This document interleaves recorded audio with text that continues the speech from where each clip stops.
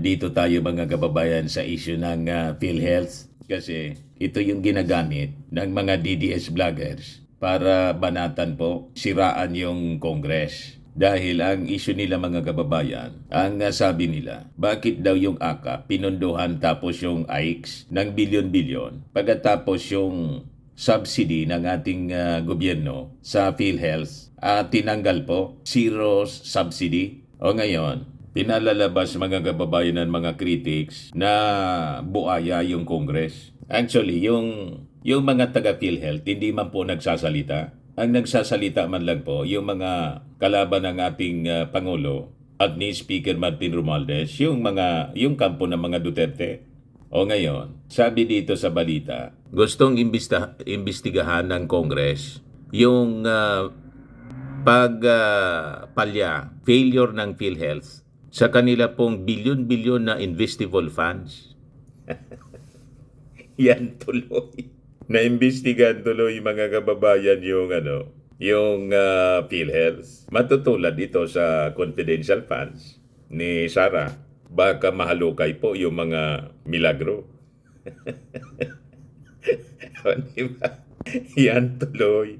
But before ko mga kababayan ibigay sa inyo yung full story ng balitang yan, click subscribe muna dito sa ating YouTube channel and hit the notification bell para lagi po kayong updated sa mga kaganapan dito sa ating bansa.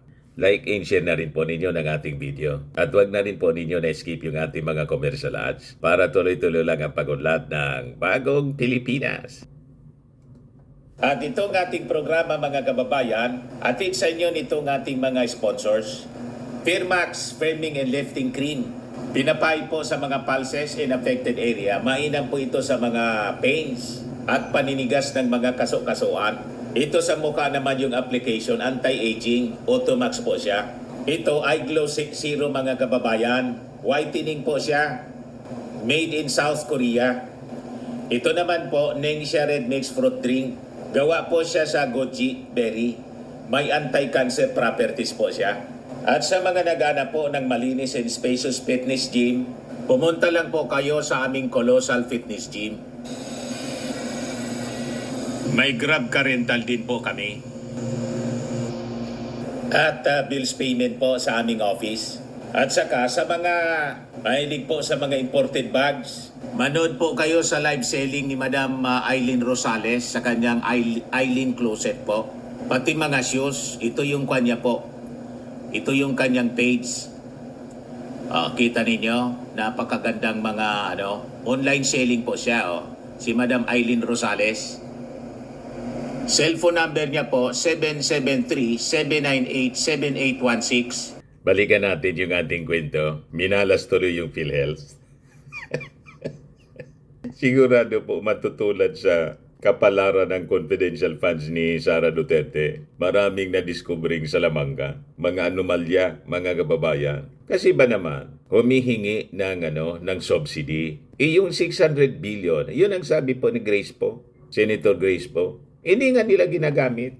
Pagkatapos, yung PhilHealth mga kababayan, hindi maayos yung serbisyo. Yung mga releases nila, yung mga claims ng mga members ng PhilHealth, yung mga nagkasakit, yan tanong ng mga senador, saan ninyo ginagamit yung pondo ninyong bilyon-bilyon? So walang rason na bigyan ng subsidy. Kasi po, ang isang agency na dapat na i-subsidize, yung walang pondo o kulang sa pondo, yun ang bigyan mo. Pero yung napakarami yung pondo, 600 billion, hindi man ginagamit kasi nakatago sa account. Ano yun? Ano ang intensyon?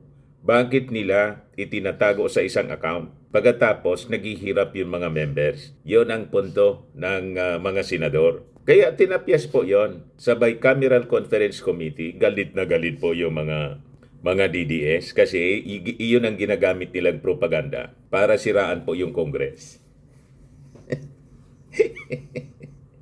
At siraan yung ating Pangulong Bongbong Marcos kasi daw inuna pa yung ayuda. Siyempre, ayuda araw-araw na lang po. Yung inflation po araw-araw na nangyayari. Kaya dapat ang ayuda araw-araw talaga para sa mga mahihirap. Sunod-sunod yung mga calamities na dumating. Galit kayo sa ayuda. Anong klase mga pag-iisip ninyo yan? Damn if you do, damn if you don't. O ngayon, balikan natin mga kababayan itong investigasyon na gagawin ng Kongreso sa PhilHealth. Taga ron sa amin po ang nagpo-post ng investigation. Yan o.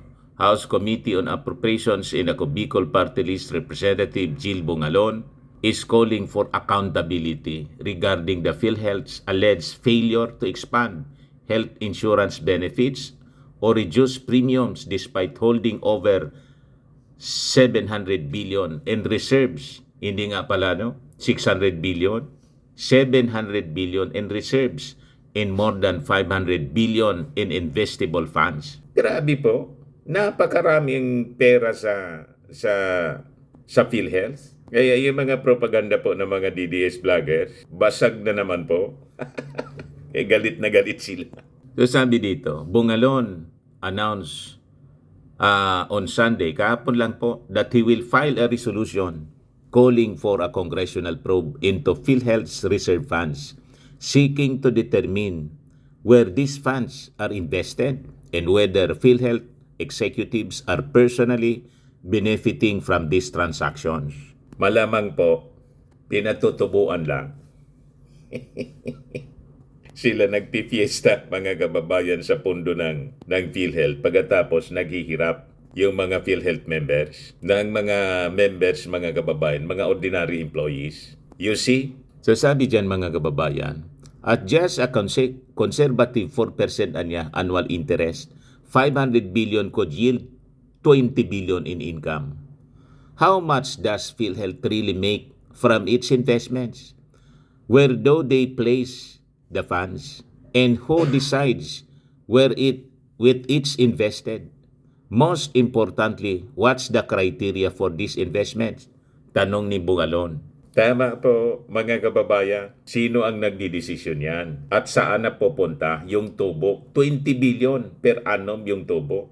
Mga kababayan. Diba? Limpak-limpak na salapi. Malamangan niya, Mr. Maravillas. Pinagati-atian ng ilan. Ilan lang po ang yumayaman, mga kababayan, dito sa ating bansa. Ganun ang kalakalan, mga kababayan. Pagkatapos nagagalit sila sa ayuda. Na yung ayuda po ang nagkikinabang mga mahihirap nating mga kababayan. Yan ang pinag-iinitan nila.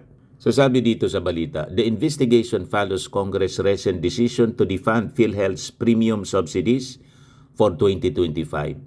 Bungalon, a member of the House contingent to the Bicameral Conference Committee, said PhilHealth has failed to use allocated funds para niya i-expand yung mga medical benefits. Ayan po yung aming congressman sa Ako Bicol. Ngayon, in response to critics, Bungalon explained that Congress decision niya to withhold 74 billion in premium subsidies would not deprive Filipinos of health insurance benefits, as PhilHealth has more than enough funds to cover its obligation. Bungalon pointed out that many of his constituents, including private hospitals, prefer the Department of Health administered medical assistance to indigent and financially incapacitated patients program, which covers full hospital bills, as opposed to PhilHealth, which only partially covers medical expenses. Yung PhilHealth coverage pa po, mga kababayan, minsan itong PhilHealth, nagiging gatasan pa yan ng ilang mga hospital. Di ba po? Lalo nung panahon ng pandemonyum. Pinipiki nila pati yung mga pasyente. Ganon, mga kababayan, katindi. So sabi dyan po, during hearings, Bungalon revealed that 42 billion in special allotment release orders or SAROs meant for benefit expansion, including the consulta package, remain unused. Hindi man ginagamit. Despite PhilHealth's excess funds, hospitals are complaining that the state insurer often fails to pay them on time. Kita ninyo na? Worse, there are reports that some are even forced to pay bribes just to be able to collect. Ganon, mga kababayan. PhilHealth handling of its funds has drawn increased scrutiny, particularly as many Filipinos continue to struggle with limited access to affordable health care. Bungalon emphasized that the investigation would ensure transparency and accountability in managing public funds. The Filipino people anya deserve answers. Sabi po ng ako Bicol Congressman. Ayan po. Tudas kayo ngayon. Siguradong gigisahin kayo sa Kongreso dahil sa mga kapalpakan po ninyo. So yun lang po yung ating short video ngayon. Sa mga naghanap ng malinis and spacious fitness gym, pumunta lang po kayo sa aming Colossal Fitness Gym. We also offer Grab Car Rental with our brand new 2023 model ng Toyota Innova. We also accept booking for those who are planning to travel via PAL, Cebu Pacific, and other airline companies, local and international, and bills payment for Meralco Bills, PLDT, Aleco Bills, etc. Ang Colossal Fitness Gym is located at 3rd floor Security Bank Building, Landco Business Park, Legazpi City, Albay. For inquiries, look for Chilon Maravillas. Contact number 0966-802-0949. Yan yung aming Innova. Lagi na pong matao sa amin. Pati mga foreigners po, tingnan ninyo. Mga British tourists sila. Ang lalaki ng katawan na, mga kababayan, nag-gym sa amin. Ito naman po, Indian National. Ito mga mga European sila. Ito naman yung bago naming product na binibenta online, iGlow Serum. Whitening po siya galing sa South Korea. Tingnan ninyo yung epekto sa aking anak na architect entrepreneur, Riz Maravillas. For inquiries, look for Riz Maravillas on FB. Ito naman po, Firmax Firming and Lifting Cream. Pinapahid po ito sa mga pulses and affected area. Mainam po ito sa mga pains at paninigas na mga kaso-kasuan. Ito po, Automax Radiant Serum. Sa mukha naman yung application. Anti-aging po siya. You will look 10 years younger than your age. Sa mga cancer patients naman po, baka lang gusto ninyo itong itry. Nengxia Red Mix Fruit Drink. Hindi man po siya gamot, food supplement siya. Kaya lang, gawa siya mga kababayan sa goji berry. Yung goji berry may anti-cancer properties. Yung mga inquiries ninyo, dumiritso na lang kayo sa aming messenger sa Facebook para masagot namin agad. Ayos po. Ako po si Dante Maravillas. Bye-bye. God bless.